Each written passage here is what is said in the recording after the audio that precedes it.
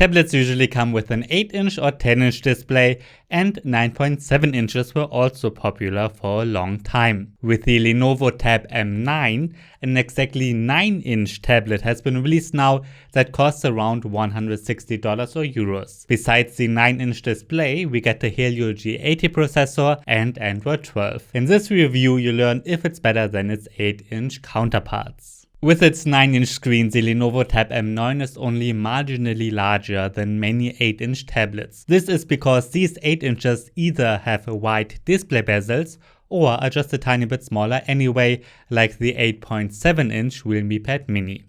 I can hold the M9 in one hand only, but just barely. However, it no longer fits in my back pocket. The resolution of 1340 by 800 pixels is about as high as an 8-inch Android tablet like the Nokia T10. This is not ideal because when you hold the tablet directly in front of your nose, texts don't look as sharp as on the iPad mini, for instance. It's roughly an HD resolution on 9 inches, which I think is just about good enough. Unfortunately, all direct competitors also have such a pixel density. Apart from that, I like the IPS display of the Tab M9. Viewing angles are very wide, colors look saturated, and above all, it's nice and bright with 400 nits. Bright enough to see something well outdoors in daylight. Lenovo specifically advertises a reading mode that allows you to set colors chromatically or to grayscale.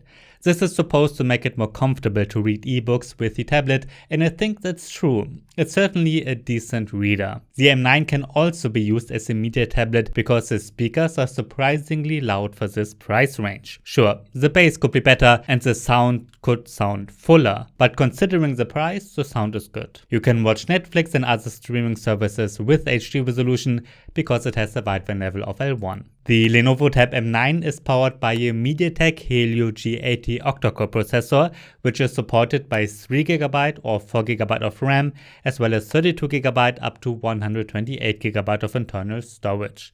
A version with LTE is also available. I've got the cheapest version with 3GB and 32GB of storage. Those 32GB are fine if you just want to install a couple of games and apps, but if you want to install a lot of games, I would get at least 64GB. It's interesting to see that in my Geekbench 5 benchmark comparison, the results are roughly on par with the slightly larger 3rd generation Lenovo Tab M10 Plus.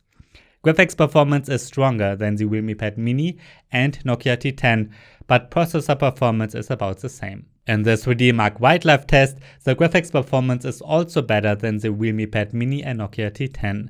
The next best tablet in this size is the iPad Mini, which is vastly superior in all benchmarks, but also significantly more expensive. As long as you don't want to play games with the highest graphics settings, the Tab M9 is quite suitable as a gaming tablet. I couldn't play Apex Legends with the highest settings, but it runs well and smoothly with medium graphics. World of Tanks also runs quite well with relatively high settings. Asphalt 9's graphics look much worse than on more expensive devices, and stutterers are noticeable from time to time. Here it helps to turn down the settings even further. Less demanding games like Bannerlog Kong 2 run very well. Apps like Google Chrome, YouTube Feedly, OneNote and the Kindle Reader run flawlessly, especially when used alone. Simple multitasking is also possible. Chrome and YouTube can be used side by side. The tablet is too weak for very complex multitasking though. Especially when you quickly switch between individual apps, you will notice stutters and jerks. The Lenovo Tab M9 runs Android 12 out of the box, but on the website it sounds like it will get an update to Android 13. I think that it will be the end of major updates. However, it will get security updates for 3 years. That is great. As is typical for Lenovo, the interface is barely customized. There are a few additional features like the reading mode. Apart from that, though, it's pure Android, including Google's apps. This also includes Google Kids Space, a Children's mode, and Google Entertainment Space. This can be turned off in the settings. The Tab M9 looks like a typical Lenovo tablet. What is new is that the pattern of triangles is drawn on the back. For the most part, the body is made of metal, but there's a plastic cover on the top and bottom. It's quite light at 344 grams and it's 7.9 mm thin. It's charged using a USB-C 2.0 port. Additionally, we get a microSD card slot and a 3.5mm headphone jack. A fingerprint reader is missing. You can unlock it using facial recognition, but it's not very secure. As with many competitors, it's lacking a second sensor for this. Sadly, an earpiece is missing, and I'm guessing that it will be the case with the cellular option too. So you won't be able to replace a smartphone with the LTE version, at least not as well. The webcam has a resolution of 2 megapixels and the main camera has 8 megapixels. The main camera is not bad at all, especially considering the price. However, the front camera is so low resolution that even a video chat with perfect light looks pixelated. In my battery test, the Tab M9 got a runtime of 9 hours, which is a pretty good result, especially considering the fairly bright display. As always, an HD YouTube video runs in an endless loop for this test. So, is the Lenovo Tab M9 a tablet you should buy?